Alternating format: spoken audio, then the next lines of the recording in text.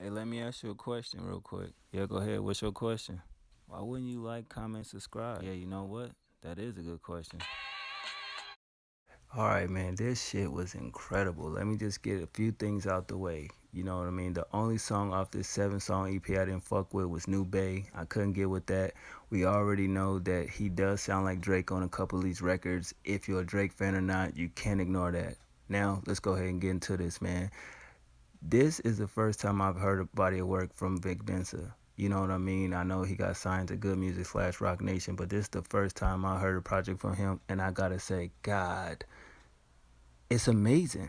You know what I mean? From the opening track Dynasty, just that dark production. I like to play on, Rockefeller and Rock Nation and everything like that. The sample, him talking about his life, the South Side of Chicago, you know what I mean? And the introspectiveness of the record, plus he taking shots at somebody. I thought that was a great song, you know what I mean? It kind of ends with the 16 shot, skit, and then it goes into 16 shots, and we basically know what that's about.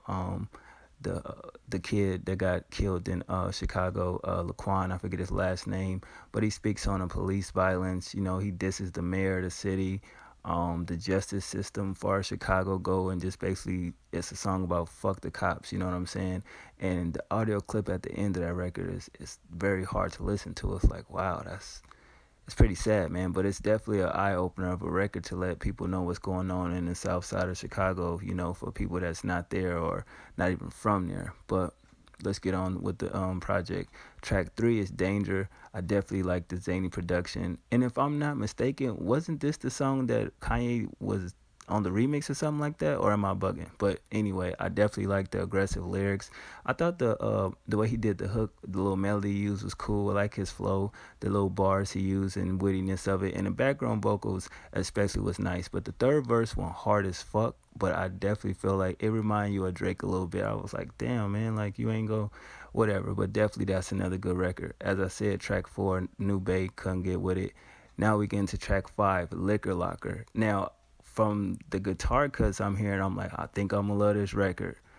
Once it kick in with the rock influence, I was like, yo, this is my favorite joint off here, man. Track 5, I just love the song, period, man. The melodic flow, it's just basically about a female having a good time. Definitely love this record. It's nothing bad to say about it. He did his thing on this, and he's not really bad with rapping slash, singy, flowy, melodic type music. I think he's definitely dope, you know what I mean? And I gotta keep it real. Drake gotta, watch his spot if niggas gonna come and take that spot from him. But moving on to track 6, Shades of Blue. Definitely he spoke on a lot of real things. Mainly the Flint crisis. I feel like he was aiming at, you know what I mean? Other topics as well.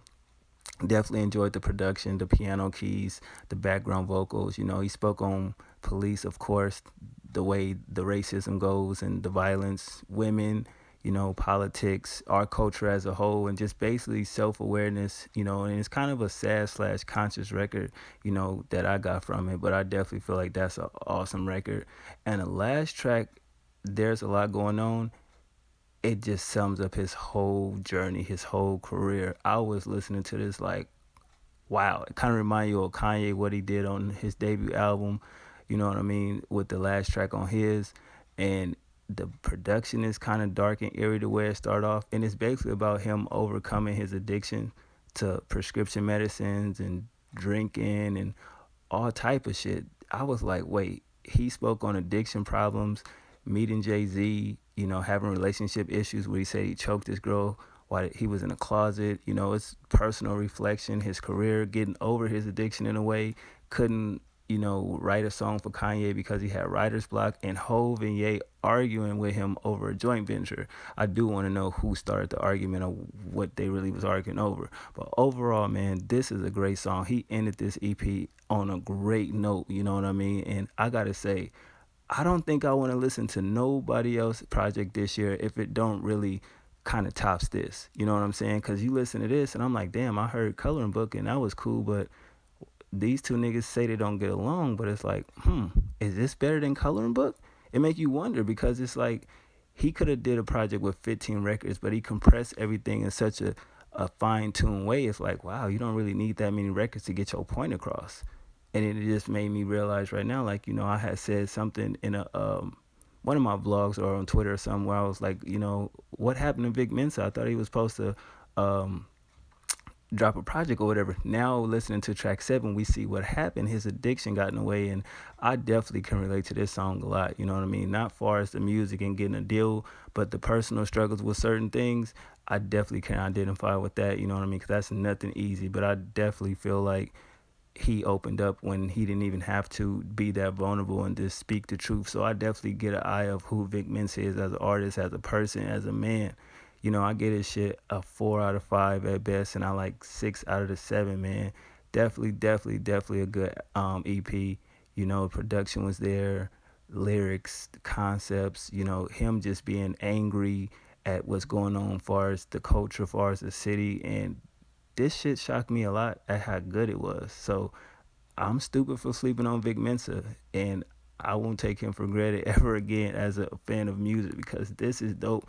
I'm about to get on iTunes right now and purchase the whole project. You know what I mean? And y'all know how I am with projects. I don't like to just get a song, but you know what I mean? To support, I'm gonna get the whole body of work. And yes, I know it's a free mixtape that's out there, but this is definitely worth the money, man. So yeah, y'all voted on Twitter, and I definitely understand why y'all wanted me to talk about this. This was definitely worth it. So if don't know project that's coming out top this, I'm not gonna review it or listen to it, because this shit is definitely dope as hell, man.